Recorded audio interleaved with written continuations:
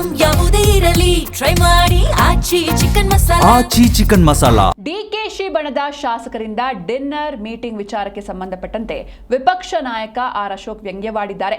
ಮುಂದೆ ಅವರ ಸರ್ಕಾರ ಬರಲ್ಲ ಅಂತ ಅವರಿಗೆ ಗೊತ್ತು. ಯಾರಾದರೂ ಸಿಎಂ ಆಗಿ ಮೊದಲು ಅಭಿವೃದ್ಧಿ ಮಾಡಿ.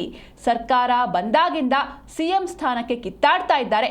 ಇದರಿಂದ ರಾಜ್ಯದ ಅಭಿವೃದ್ಧಿ ವಿಚಾರ ಮರ್ತಿದ್ದಾರೆ. ಈ ಸರ್ಕಾರ ಇರೋವರೆಗೂ ಕೂಡ ಜನ ನೆಮ್ಮದಿಯಾಗಿ ಇರೋದಿಲ್ಲ ಅಂತ ವಿಪಕ್ಷ ನಾಯಕ ಆರ್ ಅಶೋಕ್ ಕಿಡಿಕಾರಿದ್ದಾರೆ.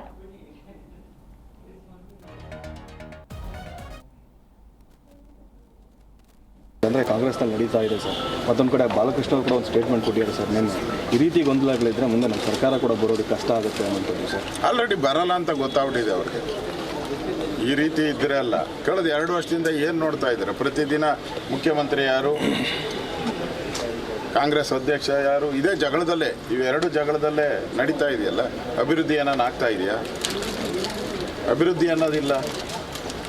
ಒಂದು ಗುದ್ಲಿ ಪೂಜೆನೂ ಪ್ರಾರಂಭ ಮಾಡಿಲ್ಲ, ಹಣ ಇಲ್ಲ.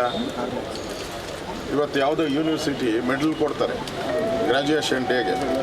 ಆ ಗ್ರ್ಯಾಜುಯೇಷನ್ಗೆ ಮೆಡಲ್ ಕೊಡೋಕ್ಕೆ ದುಡ್ಡಿಲ್ಲ ಅಂತೇಳಿ ಆ ಮೆಡಲ್ನೇ ಕಟ್ ಮಾಡಿಬಿಟ್ಟವ್ರು. ಅರ್ಧ ಮೆಡಲ್ ಕೊಡ್ತಾವ್ರು. ಪಾಪ ಅವನ ಜೀವನದ ಸಾಧನೆ ಅವರು. ಒಬ್ಬ ವಿದ್ಯಾರ್ಥಿಗೆ ಗ್ರ್ಯಾಜುಯೇಷನ್ ಡೇ ಅನ್ನೋದು ಅವನ ಜೀವನ ಸಾಯೋವರೆಗೂ ಅವನು ಆ ಫೋಟೋ ಇಟ್ಕೊಂಡಿರ್ತಾನೆ. ಅವನು ಆ ಫೋಟೋ ಇಟ್ಕೊಂಡಿರ್ತಾನೆ ಸಾಯೋವರೆಗೂ. ಅವನ ಮಕ್ಕಳಿಗೆ ಮೊಮ್ಮಕ್ಕಳಿಗೆಲ್ಲ ತೋರಿಸ್ತಾರೆ. ಅಂಥದಕ್ಕೆ ಕತ್ರಿ ಹಾಕವ್ರೆ. ಹಣ ಇಲ್ಲ ಇಲ್ಲಿ. ಅಂಗನವಾಡಿ ಮಕ್ಕಳ ಊಟಕ್ಕೆ ಎಷ್ಟು ಕೊಡ್ತಾರೆ ಗೊತ್ತಾ? ತರಕಾರಿಗೆ 50 ಪೈಸೆ ಕೊಡ್ತಾರೆ.